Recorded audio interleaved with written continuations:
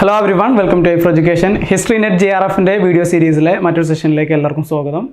So today we are going to discuss about sources of medieval Indian history. Namukku ellarkum ariya medieval Indian history le source ennu parayunnathu valare brihattaya valare valliyoru topic aanu. So adu otta class il muivanaayittu discuss cheyidu theerkka ennallu highly impossible aayittulla karyana. So nammal innu cheyan povunnathu അതിനകത്ത് കുറച്ച് കാര്യങ്ങൾ മാത്രം discuss ചെയ്യുക എന്നുള്ളതാണ്. അതേസമയം നെറ്റിൻ്റെ ഒരു perspective നോക്കുകയാണെങ്കിൽ വളരെ ഇമ്പോർട്ടൻ്റ് ആയിട്ടുള്ള കുറച്ച് കാര്യങ്ങൾ കൂടിയാണ്. സോ നമ്മൾ ഇന്ന് ശ്രദ്ധിക്കാനായിട്ട് പോകുന്ന ബേസിക് കോൺസെപ്റ്റ്, അതിനകത്ത് അത്യാവശ്യമായിട്ട് ഈ ഒരു ഹിസ്റ്റോറിയോഗ്രാഫി അല്ലെങ്കിൽ മെഡീവൽ സോഴ്സുമായിട്ട് ബന്ധപ്പെട്ട് അത്യാവശ്യമായിട്ട് നമ്മൾ അറിഞ്ഞിരിക്കേണ്ട കുറച്ച് കോൺസെപ്റ്റുകളെ സംബന്ധിച്ച് ചെറുതായിട്ടൊന്ന് പറയും. പിന്നീട് നമ്മൾ ഏർലി സ്കോളേഴ്സ്, അതിൽ പ്രധാനമായിട്ടും ഇനീഷ്യലി ഉള്ള അറബ് സ്കോളേഴ്സ് ആരൊക്കെയാണ് എന്നുള്ളത്, അത് ഇന്ത്യൻ ഹിസ്റ്ററിയായിട്ട് ഡയറക്റ്റ്ലി റിലേറ്റഡ് ആയിട്ടുള്ളതല്ല, അല്ലാത്ത കുറച്ച് ആൾക്കാരെ നമ്മൾ അതിനകത്ത് ഡിസ്കസ് ചെയ്യും. ദെൻ നമ്മൾ അൽ ഒത്തുബി അതുപോലെ അൽ ബിറൂനി തുടങ്ങിയിട്ടുള്ള ആൾക്കാരെ സംബന്ധിച്ച് വളരെ കുറഞ്ഞ കുറച്ച് കാര്യങ്ങൾ ഡിസ്കസ് ചെയ്യുന്നുണ്ട്. പിന്നെ ഫക്രെ മുദബ്ബിർ, മിൻഹജ് സിറാജി, ഹസൻ നിസാമി. മിൻഹജ് സിറാജി അതുപോലെ ഹസൻ നിസാമി എന്നൊക്കെ പറയുന്നത് നെറ്റിൻ്റെ ഒരു പെർസ്പെക്റ്റീവിൽ വളരെ ഇമ്പോർട്ടൻ്റ് ആയിട്ടുള്ള വളരെ മസ്റ്റായിട്ടും പഠിച്ചിരിക്കേണ്ട ഏരിയാസാണ് എന്നുള്ളതാണ്. സോ നമുക്ക് എന്തായാലും നമ്മുടെ ഡിസ്കഷനിലേക്ക് വരാം.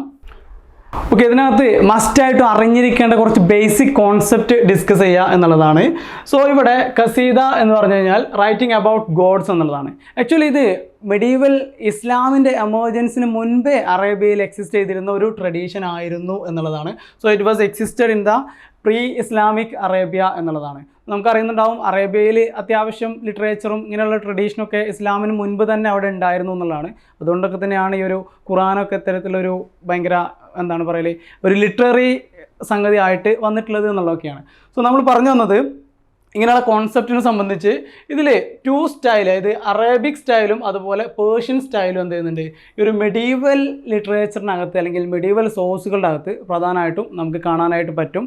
ഒരു അറബിക് സ്റ്റൈലും അതുപോലെ പേർഷ്യൻ സ്റ്റൈലും അവർ ഫോളോ ചെയ്തിട്ടുണ്ടായിരുന്നു.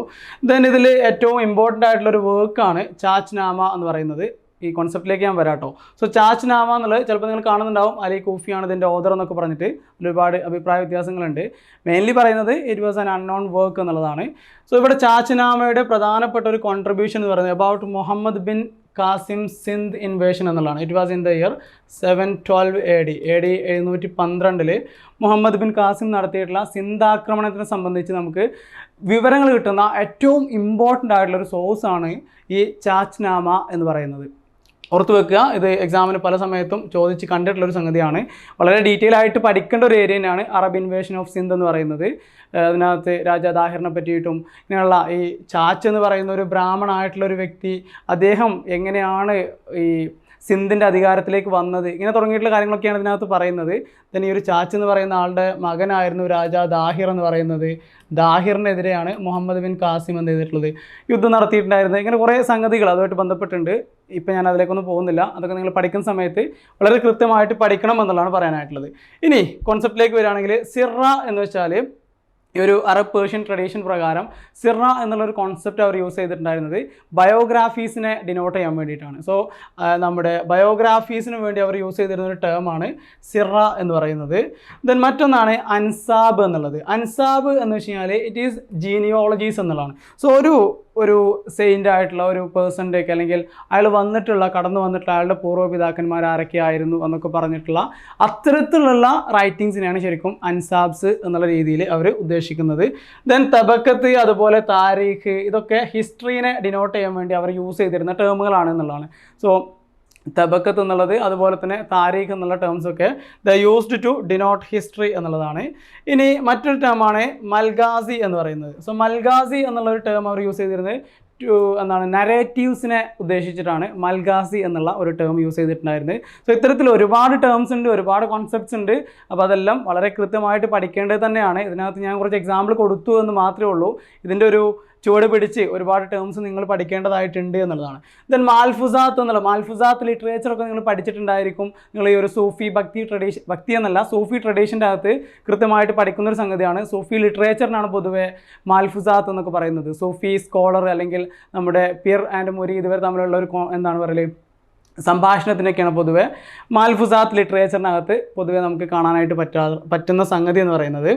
ഇനിയുള്ളതാണ് മക്തബ്സ് എന്ന് പറയുന്നത്. മക്തബ്സ് എന്ന് വെച്ചാൽ ലെറ്റേഴ്സ് എന്നുള്ളതാണ്, കത്തിനെയാണ് ഇവർ മക്തബ്സ് എന്നുള്ള ടേമിൽ ഉദ്ദേശിച്ചിട്ടുള്ളത്. സോ ഇത്തരത്തിൽ ഒരുപാട് കോൺസെപ്റ്റുകൾ നമ്മൾ മെഡീവൽ സോഴ്സുകളായിട്ട് ബന്ധപ്പെട്ട് പഠിക്കേണ്ടതായിട്ടുണ്ട്. അപ്പോൾ ഇതൊരു ബേസിക് ഓറിയൻറ്റേഷൻ മാത്രമാണ്, ഇതിനകത്ത് ഒരുപാട് കോൺസെപ്റ്റുകൾ നിങ്ങൾ പഠിക്കേണ്ടതായിട്ടുണ്ട് എന്നുള്ളതാണ് പറഞ്ഞു വരുന്നത്.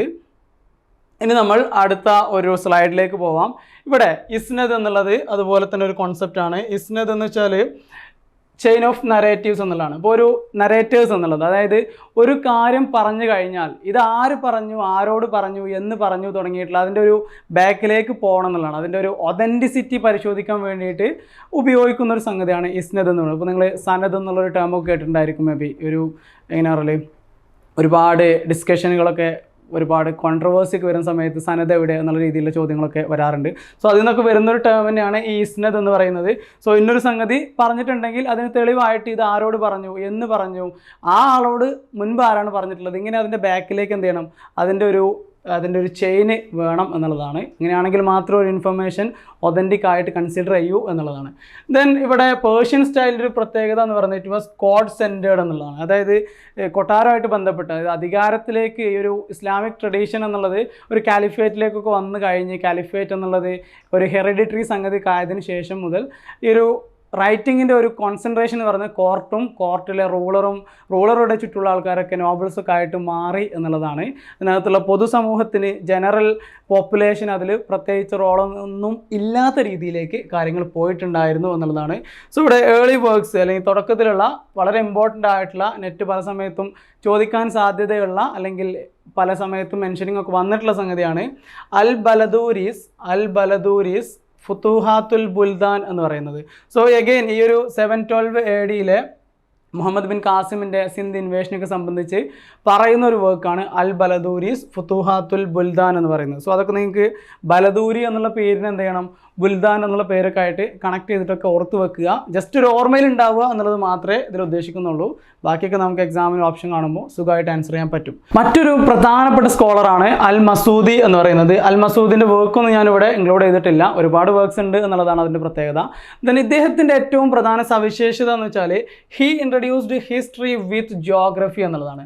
ഞാൻ പറഞ്ഞു നേരത്തെ അറബ് സ്കോളേഴ്സൊക്കെ അല്ലെങ്കിൽ ഒരു പേർഷ്യൻ ട്രഡീഷനൊക്കെ അത് കോഡ് സെൻറ്റേർഡ് ആയിരുന്നു എന്നുള്ളത്. അപ്പോൾ അതിൻ്റെ അപ്പുറത്തേക്ക് ജോഗ്രഫിയുടെ ഒരു സവിശേഷത, ജോഗ്രഫിക്കൽ ഫീച്ചേഴ്സും ഹിസ്റ്ററിയും തമ്മിൽ എങ്ങനെ ബന്ധപ്പെട്ട് കിടക്കുന്നു, ഇത്തരത്തിലുള്ള പഠനങ്ങളൊക്കെ നടത്തിയിട്ടുള്ള വളരെ എമിനൻ്റ് ആയിട്ടുള്ളൊരു സ്കോളറാണ് അൽ മസൂദി എന്ന് പറയുന്നത്.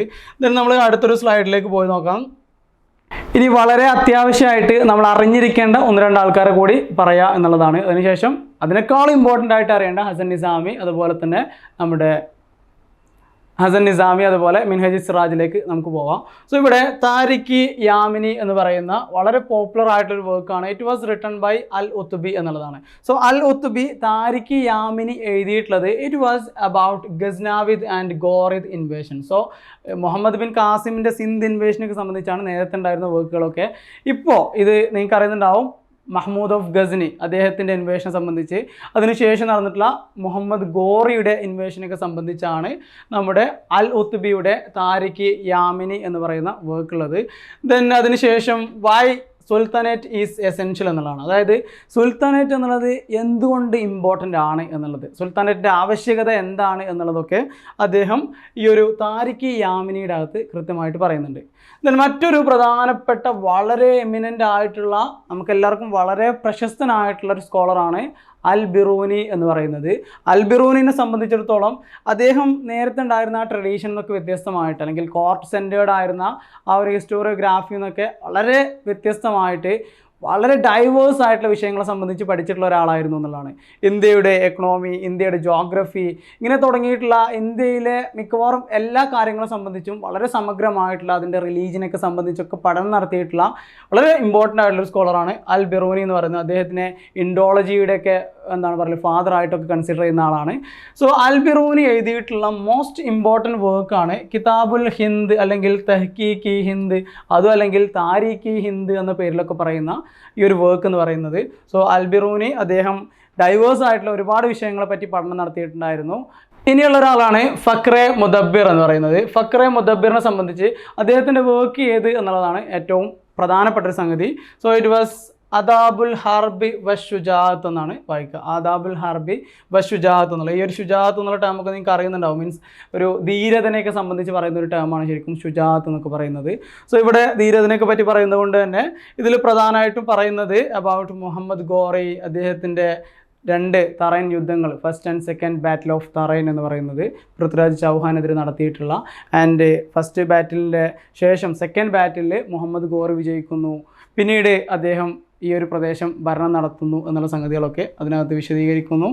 അതുപോലെ പൃഥ്വിരാജ് ചൗഹാൻ്റെ ഡിഫീറ്റിനെ സംബന്ധിച്ച്, ദെൻ എന്തുകൊണ്ടാണ് ഗോറി വിജയിച്ചത് എന്നുള്ളത്, what are the factors that helped Muhammad Ghori to success in the battle എന്നുള്ളത്. അപ്പോൾ ഇങ്ങനെയുള്ള ഒരുപാട് കാര്യങ്ങൾ അദ്ദേഹം അതിൽ പറയുന്നുണ്ട്. പിന്നെ ഒന്നാണ് കുത്തബുദ്ദീൻ ഐബക്ക് എന്നുള്ളത്, ഗോറിക്ക് ശേഷം ഭരണം നടത്തിയിട്ടുള്ള കുത്തബുദ്ദീൻ ഐബക്കിനെ സംബന്ധിച്ച്. അതുപോലെ തന്നെ ഈ ഒരു ടർക്കിഷ് ആർമി സെറ്റപ്പ് എങ്ങനെയായിരുന്നു. പിന്നുള്ളത് സുൽത്താനേറ്റിനെ ലെജിറ്റിമൈസ് ചെയ്യുക എന്നുള്ളതാണ്. എന്തൊക്കെ കാരണത്താലാണ് സുൽത്താനേറ്റ് ഇമ്പോർട്ടൻ്റ് ആവുന്നത്, അല്ലെങ്കിൽ അതെങ്ങനെയാണ് എസെൻഷ്യൽ ആവുന്നത് എന്നുള്ള അതിനൊരു എങ്ങനെയാണ് പറയല്, അതിനു വേണ്ടിയിട്ട് നിലകൊള്ളുന്ന ഒരു രീതിയൊക്കെ അദ്ദേഹം സ്വീകരിച്ചിട്ടുണ്ട് എന്നുള്ളതാണ്. ഇനി നമ്മൾ മോസ്റ്റ് ഇമ്പോർട്ടൻ്റ് ആയിട്ട് വളരെ ക്ലിയർ ആയിട്ട് അറിഞ്ഞിരിക്കേണ്ട ഒരാളെ സംബന്ധിച്ചാണ് അടുത്തതായിട്ട് നോക്കുന്നത്. വേറെ ആരുമല്ല, ഹസൻ നിസാമി എന്നുള്ളതാണ്. ഹസൻ നിസാമിനെ സംബന്ധിച്ച് നെറ്റ് എല്ലാ സമയത്തും ചോദിക്കുന്ന ഒരാളാണ്. Hasan Nizami was a religious man, അല്ലെങ്കിൽ very religious man from Persia എന്നുള്ളതാണ്. പേർഷ്യയിൽ നിന്നാണ് അദ്ദേഹം ഇന്ത്യയിലേക്ക് എത്തിയിട്ടുള്ളത്. വളരെ റിലീജിയസ് ആയിട്ടുള്ള ഒരു വ്യക്തിയായിരുന്നു. അദ്ദേഹത്തിനെ സംബന്ധിച്ചിടത്തോളം അദ്ദേഹം is famous for his work Tajul Maasir, അല്ലെങ്കിൽ താജുൽ മാസിർ എന്നൊക്കെ പറഞ്ഞിട്ട് നിങ്ങൾ പഠിച്ചിട്ടുണ്ടായിരിക്കും. ഈ ഒരു വർക്കിൻ്റെ ഏറ്റവും പ്രധാനപ്പെട്ട സവിശേഷത എന്താണെന്ന് വെച്ചാൽ, അദ്ദേഹം ഇതിൽ കുത്തുബുദ്ദീൻ ഐബക്കിനെ സംബന്ധിച്ചാണ് പറയുന്നത്. ദെൻ ഡൽഹി സുൽത്താനേറ്റിൻ്റെ ഫോർമേഷനെ സംബന്ധിച്ച് പറയുന്നു. അതേസമയം അദ്ദേഹത്തിൻ്റെ, അല്ലെങ്കിൽ he lived in the court of Iltutmish എന്നുള്ളതാണ്. സോ ഇൽത്തുമിഷിൻ്റെ കോർട്ടിലൊക്കെ ഉണ്ടായിരുന്ന ആളാണെങ്കിലും ഇൽത്തുമിഷിനെ സംബന്ധിച്ച് വളരെ റെയറായിട്ട് മാത്രമേ അദ്ദേഹം സംസാരിക്കുന്നുള്ളൂ. ആൻഡ് ഇൽത്തുമിഷിൻ്റെ ഇക്താ സിസ്റ്റത്തിനൊക്കെ സംബന്ധിച്ചൊന്നുള്ള ഇൻഫർമേഷനൊന്നും നമുക്ക് എന്ത് ചെയ്യുന്നില്ല, ഈ നമ്മുടെ ഹസൻ നിസാമിയുടെ വർക്കിനകത്ത് കാണുന്നില്ല എന്നുള്ളതാണ്. സെയിം ടൈം ഐബക്കിനെ സംബന്ധിച്ച് വളരെ മനോഹരമായിട്ട് വളരെയധികം പ്രൈസ് ചെയ്ത് സംസാരിക്കുന്ന ഒരാളാണ് ഹസൻ നിസാമി എന്ന് പറയുന്നത്. അപ്പോൾ ഇത്തരത്തിലൊക്കെയുള്ള അണ്ടർസ്റ്റാൻഡിങ് നമുക്ക് വേണം, അതല്ലെങ്കിൽ നമുക്ക് എക്സാമിന് വരുന്ന ക്വസ്റ്റ്യൻസിന് ആൻസർ ചെയ്യാൻ പറ്റില്ല എന്നുള്ളതാണ്. സോ നമ്മൾ ക്ലിയർ ആയിട്ട് മനസ്സിലാക്കണം എന്താണ് ഇതിനകത്തുള്ളൊരു ഡിഫറൻസ് എന്നുള്ളത്. ഹസൻ നിസാമിയും അതുപോലെ തന്നെ മിൻഹജു സിറാജും എങ്ങനെ ഡിഫറൻ്റ് ആവുന്നു എന്നുള്ള രീതിയിലുള്ള ഒരു അണ്ടർസ്റ്റാൻഡിങ് നമുക്ക് വേണമെന്നുള്ളതാണ്. സോ അദ്ദേഹത്തിൻ്റെ മറ്റൊരു സവിശേഷത എന്ന് വെച്ചാൽ, there was no mention of Bengal conquest of Aibak എന്നുള്ളത്. സോ ഐബക്കിൻ്റെ സമയത്ത് നമുക്കറിയുന്നുണ്ടാവും ബക്തിയാർ ഖിൽജി എന്ത് ചെയ്യുന്നുണ്ട്, ബംഗാളിലേക്ക് പോകുന്നു, അവിടെയുള്ള സേന ഡൈനാസ്റ്റി അല്ലെങ്കിൽ ലക്ഷ്മണ സേനനെയൊക്കെ ഡിഫീറ്റ് ചെയ്തു എന്ന് പറഞ്ഞിട്ട് ഒരുപാട് സ്റ്റോറീസ് ഉണ്ട്. പക്ഷേ മിൻഹജു സിറാജ് ആണ് അത് പറയുന്നത്. അതേസമയം ഹസൻ നിസാമി എന്ത് ചെയ്യുന്നില്ല, അങ്ങനെ ഒരു ഇവൻറ്റിനെ സംബന്ധിച്ച് പരാമർശിക്കുന്നില്ല എന്നുള്ളതാണ്. അപ്പോൾ ഇത്തരത്തിലൊരു ക്ലാരിറ്റി നമുക്കതിൽ വേണം. ആൻഡ് ഒരുപാട് ഇൻഫർമേഷൻ ഈ ഒരു ഏരിയയിൽ നമ്മൾ അറിഞ്ഞിരിക്കേണ്ടതായിട്ട് വരും. അപ്പോൾ അതെല്ലാം നിങ്ങൾ കൃത്യമായിട്ട് റെഫർ ചെയ്യണം. സോ മിൻഹജു സിറാജിനെ പറ്റി കൂടി പറഞ്ഞിട്ട് എന്ത് ചെയ്യും, നമ്മൾ ഈ ഒരു സെഷൻ വൈൻഡപ്പ് ചെയ്യും. മിൻഹജു സിറാജ് എന്നുള്ളത് അദ്ദേഹത്തിൻ്റെ ഏറ്റവും പ്രധാനപ്പെട്ട കോൺട്രിബ്യൂഷൻ എന്ന് പറയുന്നത് ഹിസ് ഫേമസ് വർക്ക് തബക്കാത്തി നാസിരി എന്നുള്ളതാണ്, അല്ലെങ്കിൽ തബക്കത്തി നാസിരി എന്നൊക്കെ നമ്മൾ വളരെ ഈസി ആയിട്ട് പറയാറുണ്ട്. സോ മിൻഹജ് സിറാജ് എഴുതിയിട്ടുള്ള ഈ ഒരു തബക്കത്തി Nasiri, it was dedicated to സുൽത്താൻ നസീറുദ്ദീൻ മുഹമ്മദ് എന്നുള്ളതാണ്. സോ നസീറുദ്ദീൻ മുഹമ്മദിന് ഡെഡിക്കേറ്റ് ചെയ്തിട്ടുള്ള ഒരു വർക്കാണ് ഈ തബക്കത്തി നാസിരി എന്ന് പറയുന്നത്. അപ്പോൾ ഈ ഒരു നാസിരി എന്നുള്ളൊരു വേർഡ് വെച്ചിട്ട് നിങ്ങൾ എന്ത് ചെയ്യുക, ഡെഡിക്കേറ്റഡ് ടു നസീറുദ്ദീൻ മുഹമ്മദ് എന്നുള്ളതൊക്കെ കണക്ട് ചെയ്യുക. Then he lived in the court of Iltutmish. അതുപോലെ തന്നെ മിൻഹജ് സിറാജ് ഇൽത്തുമിഷിൻ്റെ കോർട്ടിൽ ജീവിച്ചിട്ടുള്ള ആളായിരുന്നു. Then it is the first example of Persian style of writing. The Naziruddin Muhammad was the son of Iltutmish. So ഇതൊരു പേർഷ്യൻ സ്റ്റൈൽ ഓഫ് റൈറ്റിങ്ങിൻ്റെ ഒരു example ആയിരുന്നു. അതുപോലെ തന്നെ ഇൽത്തുമിഷിൻ്റെ മകനാണ് നസീറുദ്ദീൻ മുഹമ്മദ് എന്ന് പറയുന്നത്. സോ ഇത്തരത്തിലുള്ള കാര്യങ്ങളൊക്കെ നിങ്ങൾ നോക്കി വെക്കുക. ദെൻ ഈ ഒരു വർക്കിനകത്ത് അദ്ദേഹം പറയുന്നത് ഇൽത്തുമിഷിനെ സംബന്ധിച്ച് പറയുന്നു. ദെൻ റസിയ എന്നുള്ള ആളെ, അല്ലെങ്കിൽ ഇൽത്തുമിഷ് തൻ്റെ സക്സസറായിട്ട് റസിയനെ പ്രഖ്യാപിച്ചു. പക്ഷേ റസിയനെ അവരുടെ ജെൻഡർ കാരണം നമ്മുടെ നോബിൾസ് എന്ത് ചെയ്തിട്ടില്ല, അക്സെപ്റ്റ് ചെയ്തിട്ടുണ്ടായിരുന്നില്ല, അല്ലെങ്കിൽ നോബിൾസിനൊരു തടസ്സമായിട്ട് അവർ കണക്കാക്കിയിട്ടുണ്ടായിരുന്നത് റസിയ ഒരു പെണ്ണാണ് എന്നുള്ളതാണ്. ഇങ്ങനെയുള്ള ഒരുപാട് കാര്യങ്ങൾ നമ്മുടെ മിൻഹജ് സിറാജിൻ്റെ റഫറൻസിൽ നമുക്ക് കാണാനായിട്ട് പറ്റും എന്നുള്ളതാണ്. ദെൻ അദ്ദേഹം പിന്നീട് ലക്നൗവിലേക്ക് രക്ഷപ്പെടുന്നുണ്ട് എന്നൊക്കെ പറയുന്നു. ആൻഡ് ബക്തിയാർ ഖിൽജിയുടെ ബംഗാൾ ആക്രമണം ലക്ഷ്മണസേനയെ ഡിഫീറ്റ് ചെയ്യുന്നതായിട്ട് ബന്ധപ്പെട്ട് അദ്ദേഹം പറയുന്നത് ലക്ഷ്മണസേനയുടെ അടുത്തേക്ക് ബക്തിയാർ ഖിൽജി ഒരു കുതിരക്കച്ചവടക്കാരനായിട്ട് പോയി എന്നുള്ളതൊക്കെയാണ്. ദെൻ അവരുടെ ആ ഒരു കോർട്ടിനകത്ത് കയറിയിട്ട് അദ്ദേഹം വിശ്വരൂപം സ്വീകരിച്ചു, അവിടെയുള്ള ആൾക്കാരൊക്കെ വകവരുത്തൊക്കെ ചെയ്തു. അങ്ങനെയുള്ള ഒരുപാട് സ്റ്റോറീസാണ് അദ്ദേഹം പറയുന്നത്. ഇതിൻ്റെ ഒരു പ്രത്യേകത എന്ന് വെച്ചാൽ ഈ ലക്ഷ്മണസേനയായിട്ടുള്ള എപ്പിസോഡ് അത് കൃത്യമായിട്ട് പറയുന്നത് മിൻഹാജ് സിറാജ് മാത്രമാണ് എന്നുള്ളതാണ്. ശരിക്കും അതിൻ്റെ ഒരു പ്രാധാന്യം വെച്ച് ഹസൻ നിസാമി കൂടി അത് പറയണമായിരുന്നു. പക്ഷേ അങ്ങനെ ഒരു റെഫറൻസ് ഹസൻ നിസാമിയുടെ അകത്ത് ഇല്ല. ഹസൻ നിസാമി പ്രധാനമായിട്ടും ഫോക്കസ് ചെയ്തിട്ടുള്ളത് ഐബക്കിനെ സംബന്ധിച്ചായിരുന്നു എന്നുള്ളതൊക്കെയാണ് അതിൻ്റെ ഒരു പ്രത്യേകത എന്ന് പറയുന്നത്. സോ ഇത്തരത്തിൽ ഒരുപാട് കാര്യങ്ങൾ ഹിസ്റ്ററിയിലും ഈ ഒരു മെഡീവൽ ഇന്ത്യയിലെ പ്രധാനപ്പെട്ട വർക്കുകളൊക്കെ സംബന്ധിച്ച് നമുക്ക് അറിയേണ്ടതായിട്ട് വരും. വർക്കുകളൊക്കെ പഠിക്കുന്ന സമയത്ത് അതിൻ്റെ ഓതർ ആര്, ദെൻ എന്തൊക്കെ ആണ് അതിനകത്ത് പ്രധാനമായിട്ടും ഡിസ്കസ് ചെയ്യുന്ന ഏരിയാസ് എന്നുള്ളതും കൃത്യമായിട്ടൊരു അണ്ടർസ്റ്റാൻഡിങ് നമുക്ക് വേണം എന്നുള്ളതാണ്. ദെൻ നമ്മൾ അടുത്തൊരു സ്ലൈഡിലേക്ക് പോവാം, ഇത് അവസാനിപ്പിക്കാൻ പോവാണ്. സോ ഇതുവരെ നമ്മൾ പറഞ്ഞിട്ടുള്ളത് ബേസിക് കോൺസെപ്റ്റിനെ സംബന്ധിച്ച് നമ്മൾ പറഞ്ഞു. ദെൻ നമ്മൾ ഒരു ഏർലി സ്കോളേഴ്സിനെ സംബന്ധിച്ച് നമ്മൾ ഡിസ്കസ് ചെയ്തു, അൽ ബലദൂരി പോലത്തെ ആൾക്കാരെയൊക്കെ സംബന്ധിച്ച്. പിന്നീട് നമ്മൾ അൽ ഉത്ബി, അതുപോലെ തന്നെ അൽ ബിറൂനി, ദെൻ ഫക്രെ മുദബ്ബിറിനെ സംബന്ധിച്ച് പറഞ്ഞു. ഫൈനലി മിൻഹാജ് സിറാജ്, അതുപോലെ ഹസൻ നിസാമി തുടങ്ങിയിട്ടുള്ള ആൾക്കാരെയൊക്കെ പറ്റി ഡിസ്കസ് ചെയ്തു. ആൻഡ് ഞാൻ നേരത്തെ പറഞ്ഞ പോലെ തന്നെ നിങ്ങൾ വളരെ ഡീറ്റെയിൽ ആയിട്ട് പഠിക്കേണ്ട ഏരിയാസ് തന്നെയാണ്. ആൻഡ് മെഡീവൽ സോഴ്സ് എന്ന് പറയുന്നത് ഇവിടെ കൊണ്ട് അവസാനിക്കുന്നില്ല, ഇഷ്ടംപോലെ പഠിക്കാനുള്ള നമുക്കറിയാം, മുഗൾസും എല്ലാം ഇതിനകത്ത് ഇൻക്ലൂഡിങ് ആണ്. അപ്പോൾ ഒരുപാട് ഡീറ്റെയിൽ ആയിട്ട് പഠിക്കേണ്ട സംഗതി തന്നെയാണ്. സോ അതെല്ലാം കൃത്യമായിട്ട് നോക്കുക.